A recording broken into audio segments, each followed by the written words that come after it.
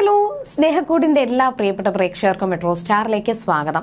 അങ്ങനെ പ്രേക്ഷകർ എല്ലാവരും കാത്തിരുന്ന ഒരു നിമിഷമാണ് ഇന്ന് സേതുവിന്റെയും പല്ലവിയുടെയും അച്ചുവിന്റെയും ഒക്കെ ജീവിതത്തിൽ സംഭവിക്കാൻ വേണ്ടിയിട്ട് പോകുന്നത്. ഒരുപാട് പ്രശ്നങ്ങളും എല്ലാം കഴിഞ്ഞതിന് ശേഷം ഇന്ന് അച്ചുവിന്റെ വിവാഹം നടക്കാൻ വേണ്ടിയിട്ട് പോകുവാണ്.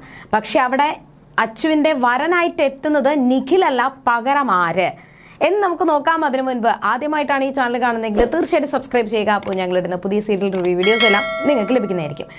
അങ്ങനെ ഒടുവിൽ അച്ചുവിൻ്റെ ആ ഒരു വിവാഹം നടക്കാൻ വേണ്ടിയിട്ട് പോകുവാണ്. അച്ചുവിനെയും കൊണ്ട് സേതുവും പല്ലവിയും കൂടി മണ്ഡപത്തിലോട്ട് എത്തി. എന്നാൽ അവിടെ ചോദിക്കുന്നുണ്ട്, പൂർണിമ തന്നെ ചോദിക്കുന്നുണ്ട് അച്ചുവിനെ തട്ടിക്കൊണ്ടു പോയത് ആരാണെന്ന്. അവിടെ എല്ലാവരുടെയും മുന്നിൽ വെച്ച് ഒന്നും പറയാനായിട്ട് സേതു തയ്യാറല്ലെങ്കിൽ പോലും പൊട്ടും മുനയൊക്കെ വെച്ചിട്ട് ഒരു സ്വന്തം ചോരയുടെ സന്തോഷം കാണാൻ ആഗ്രഹിക്കാത്ത പലരുമാണെന്നൊക്കെയുള്ള രീതിയിൽ സേതു സംസാരിച്ചു. എന്നിട്ട് ഋതുവിനോട് തനിക്ക് സംസാരിക്കണമെന്ന് സേതു ആവശ്യപ്പെടുകയും പക്ഷെ അത് സമ്മതിക്കാത്ത ഋതുവിന്റെ കൈയും പിടിച്ചുകൊണ്ട് സേതു മാറി നിന്നു. എന്നിട്ട് നീ ഇത്രത്തോളം ക്രൂരയാകുമെന്ന് ഞാൻ ഒരിക്കലും പ്രതീക്ഷിച്ചില്ല. നിനക്ക് വേണമെങ്കിൽ പല മാർഗങ്ങളും ഉണ്ടായിരുന്നു, എന്നോട് പറയാമായിരുന്നു, പക്ഷെ നീ അത് ചെയ്തില്ല. നീ എന്നിട്ട് അച്ചുവിന്റെ വിവാഹം മുടക്കല്ലേ എന്ന് പറഞ്ഞുകൊണ്ട് ഋതുവിന്റെ കരണം പൊട്ടിച്ച് സേതു ഒരു അടി കൊടുത്തു. ആ അടി കൊടുത്തതിന് ശേഷവും ഋതു പറയുന്നത് ഞാൻ ഒരു തെറ്റും ചെയ്തിട്ടില്ല. പക്ഷേ സേതു വന്നത് ഋതു പറഞ്ഞേൽപ്പിച്ച ആ ഒരു ഡ്രൈവറിനെയും കൊണ്ടാണ്. ആ ഡ്രൈവറെ ഋതുവിന്റെ മുന്നിൽ കൊണ്ട് നിർത്തിയതിന് ശേഷം ഇനി നീ പറ, നീ ഒരു തെറ്റും ചെയ്തിട്ടില്ല എന്ന് ഇനി നീ പറ. പക്ഷെ അവിടെ ഋതുവിനൊന്നും പറയാൻ പറ്റത്തില്ല, കാരണം തെളിവ് സഹിതം പിടിച്ച സ്ഥിതിക്ക് ഋതുവിനൊന്നും പറയാൻ പറ്റത്തില്ല. അങ്ങനെ ഋതുവിനെ തോൽപ്പിച്ചുകൊണ്ട് അവസാനം സേതു അച്ചുവിനെയും കൊണ്ട് കതിർമണ്ഡപത്തിലെത്തി. പക്ഷെ പല്ലവി ഓടി വന്ന് പറഞ്ഞു, സേതുട്ടാ പെട്ടെന്ന് വാ, അച്ചുവിന്റെ വിവാഹം ഉടൻ തന്നെ നടക്കും, അതിനു മുന്നേ നമുക്കിത് തടഞ്ഞേ മതിയാകൂ. ഉടനെ പോയി നിഖില് അച്ചുവിന്റെ കഴുത്തിൽ താലി കെട്ടാൻ വേണ്ടിയിട്ട് പോകുന്ന ആ ഒരു നിമിഷം സേതു ഉറക്കെ വിളിച്ചു പറഞ്ഞു, നിർത്ത്, ഈ വിവാഹം ഒരിക്കലും നടക്കാൻ പോകുന്നില്ല. നിഖിലല്ല അച്ചുവിന്റെ കഴുത്തിൽ താലി കെട്ടാൻ പോകുന്നത്, മറ്റൊരാളാണ്. എന്നാൽ പൂർണിമയും എല്ലാവരും അതിനെ എതിർത്തു.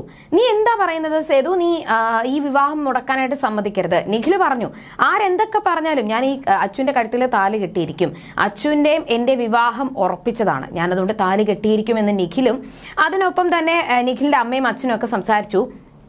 പൂർണിമ പറഞ്ഞത് അച്ചുവിന്റെ വിവാഹം ഒരിക്കൽ മുടങ്ങിയതാണ്, ഇനി അച്ചുവിന് ഈ വിവാഹവും കൂടി മുടങ്ങിക്കഴിഞ്ഞാൽ പിന്നെ ഒരു വിവാഹവും ഉണ്ടാകത്തില്ല.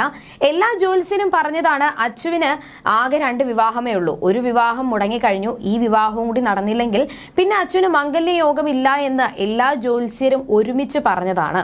അതുകൊണ്ട് ഇനി എന്തായാലും പറ്റത്തില്ല, അച്ചുവിന്റെ വിവാഹം നടത്തിയേ മതിയാകൂ എന്ന് വാശി പിടിച്ചുകൊണ്ടാണ് അവിടെ നമ്മുടെ സേതു പൂർണിമ നിൽക്കുന്നത്. പക്ഷേ ആ സമയത്തും സേതു എല്ലാവരുടെയും മുന്നിൽ വെച്ച് പറഞ്ഞു, അച്ചുവിന് കഴുത്തില് താലി കെട്ടാനായിട്ട് നിഖില്, അച്ചുവിന്റെ വിവാഹം നടക്കത്തില്ല എന്ന് ഞാൻ പറഞ്ഞിട്ടില്ല. അച്ചുവിന്റെ കഴുത്തിൽ താലി കെട്ടാനായിട്ട് നിഖിലിന് പറ്റത്തില്ല, നിഖിൽ ഒരിക്കലും അത് ചെയ്യാൻ പാടില്ല എന്നേ പറഞ്ഞുള്ളൂ. അച്ചുവിനെ വിവാഹം കഴിക്കാനായിട്ട് എന്തുകൊണ്ടും യോഗ്യനായ ഒരാളുണ്ട്. ഉടനെ തന്നെ സേതു ഹരിയെ വിളിച്ചു. ഹരിയെ വിളിച്ചതിന് ശേഷം, ഹരി, ഞാനാണ് നിന്നോട് പറയുന്നത്, നിന്റെ സേതുവേട്ടനാണ് പറയുന്നത് അച്ചുവിന്റെ കഴുത്തിൽ താലി കെട്ട്. നിഖില് സമ്മതിച്ചില്ല. പക്ഷെ നിഖിലിനെ അവിടെ നിന്ന് എണീപ്പിച്ച് നിഖിലിന്റെ കയ്യിലിരുന്ന താലിമാല വലിച്ചെറിഞ്ഞ് നിഖിലിനെ അവിടെ നിന്ന് ഇറക്കി വിട്ടിട്ട് ഹരിയുടെയും അച്ചുവിന്റെ വിവാഹം അവിടെ വെച്ച് നടത്തി. അച്ചുവിന്റെ കഴുത്തിൽ ഹരി താലി കെട്ടി, സീമന്തരേഖയിൽ സിന്ദൂരം അണിയിച്ചു, അവരുടെ വിവാഹം കഴിഞ്ഞു. പക്ഷെ ഇത് കണ്ടിട്ട് പൂർണിമയ്ക്ക് നല്ല ദേഷ്യം വന്ന് പൂർണിമ വന്ന് സേതുവിനെ അടിക്കുകയും എന്നിട്ട് നീ എന്നോട് ദ്രോഹം ചെയ്തു, സേതുവിന്റെ കരണം പൊട്ടിച്ച് ഒരു അടി കൊടുത്തു. എന്നിട്ട് നീ എന്നോട് ദ്രോഹം ചെയ്തു, ഞാൻ നിന്നെ അത്രത്തോളം വിശ്വസിച്ചു, പക്ഷെ നീ എനിക്ക് ചെയ്തത് ദ്രോഹമാണ്. ഊരും പേരും ഒന്നും അറിയാത്ത ഇവനെ കൊണ്ട് നീ എൻ്റെ മകളെ വിവാഹം കഴിപ്പിച്ചു. ഇനി ഒരിക്കലും ഞാൻ ഇത് ക്ഷമിക്കാൻ പറ്റത്തില്ല. അതുകൊണ്ട് നീ ഇനി എനിക്ക് ആരുമല്ല, നിന്റെയും എന്റെയും ബന്ധം ഇവിടെ വെച്ച് അവസാനിക്കുകയാണ്. എനിക്ക് ഒരു ശത്രു ഉണ്ടെന്നുണ്ടെങ്കിൽ അത് ഇനി നീ മാത്രമായിരിക്കും എന്ന് പൂർണിമ എല്ലാവരുടെ മുന്നിൽ വെച്ച് പറഞ്ഞു. അങ്ങനെ പൂർണിമ അവിടെ പോയി നിൽക്കുമ്പോൾ അടുത്ത ചോദ്യം എന്ന് പറയുന്നത്, അച്ചുവിന്റെ വിവാഹം കഴിഞ്ഞ്, ഹരിയുമായിട്ടുള്ള വിവാഹം കഴിഞ്ഞു, പക്ഷെ അത് അംഗീകരിക്കാനായിട്ട് പൂർണിമയോ മറ്റുള്ളവരോ തയ്യാറല്ല. അതിന്റെ ഇടയിൽ പ്രതാപന ഭാര്യയൊക്കെ കൂടി ചെറുതായിട്ട് എരിവേരി കയറ്റി വിടുന്നുണ്ട്. അവസാനം ഋതു പറഞ്ഞു, അച്ചുവിന്റെ കഴുത്തിലെ താലി പൊട്ടിച്ചെറിഞ്ഞിട്ട് അച്ചു നീ ഇറങ്ങി വാ എന്ന് ഋതു ആവശ്യപ്പെട്ടു. പക്ഷെ അച്ചു ഒന്നും മിണ്ടാതെ നിൽക്കുവാണ്.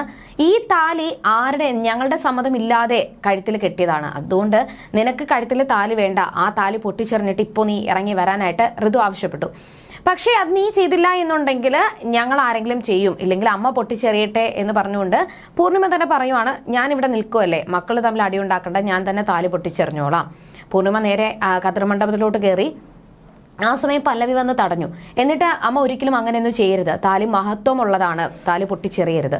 പക്ഷെ അവിടെ എല്ലാവരും കുറ്റം പറഞ്ഞത് പല്ലവി വിവാഹം കഴിഞ്ഞ് അന്ന് തന്നെ താലി പൊട്ടിച്ചെറിഞ്ഞുകൊണ്ട് ഇറങ്ങി വന്നതാണ്. ആ ഒരു കുറ്റമാണ് എല്ലാവരും പല്ലവിയെ കുറ്റപ്പെടുത്തിക്കൊണ്ട് സംസാരിച്ചത്. എന്നാൽ ഞാനാണ് എൻ്റെ താലി പൊട്ടിച്ചെറിഞ്ഞുകൊണ്ട് ഞാൻ വന്നത്. പിന്നെ അതിൻ്റെതായിട്ടുള്ള എനിക്ക് ഒരുപാട് കാരണങ്ങൾ ഉള്ളത് കൊണ്ടാണ് ഞാൻ അങ്ങനെ ചെയ്തതെന്നും. പക്ഷേ ഇന്ദ്രനല്ല നിഖില്, ഞാനല്ല അച്ചു, വ്യത്യാസമുണ്ട്. ഞാനല്ല അച്ചു, ഇന്ദ്രനല്ല ഹരി. ഹരി അച്ഛനെ നല്ല പൊന്നുപോലെ നോക്കിക്കൊള്ളും, യാതൊരു സംശയവും വേണ്ട. അതുകൊണ്ട് അമ്മ ഇതൊന്നും ചെയ്യരുത്. അവിടെ അമ്മയുടെ കാല് പിടിക്കാം അതൊക്കെ പറയുമ്പോഴും സേതു വന്നിട്ട് പറയുന്നുണ്ട്, നീ ആരുടെയും കാല് പിടിക്കേണ്ട ആവശ്യമില്ല പല്ലവി, ധൈര്യമുള്ള ആരാണെങ്കിലും ആ ഒരു താലി പൊട്ടിച്ചെറിയട്ടെ എന്ന് വെല്ലുവിളിയായിട്ട് സേതു സംസാരിക്കുവാണ്. ഇനി എന്തായിരിക്കും സംഭവിക്കുക? സേതുവിന്റെ വെല്ലുവിളി ഏറ്റെടുത്ത പൂർണിമ താലി പൊട്ടിക്കാൻ വേണ്ടിയിട്ട് പോകുവാണ്. ഇനി എന്ത് സംഭവിക്കും? എന്ത് വേണമെങ്കിലും സംഭവിക്കാം. ആ താലി പൊട്ടിച്ചെറിഞ്ഞു കഴിഞ്ഞാൽ അതോടുകൂടി ഹരിയുടെയും അച്ചുവിന്റെ ബന്ധം അവിടെ അവസാനിക്കും. പക്ഷെ അച്ചു അങ്ങനെ സമ്മതിക്കുമോ? ഇനി എന്തൊക്കെയായിരിക്കും സംഭവിക്കുക എന്ന് നമുക്ക് വരുന്ന എപ്പിസോഡുകളിൽ കണ്ടറിയും. അതുവരേക്കും ബൈ.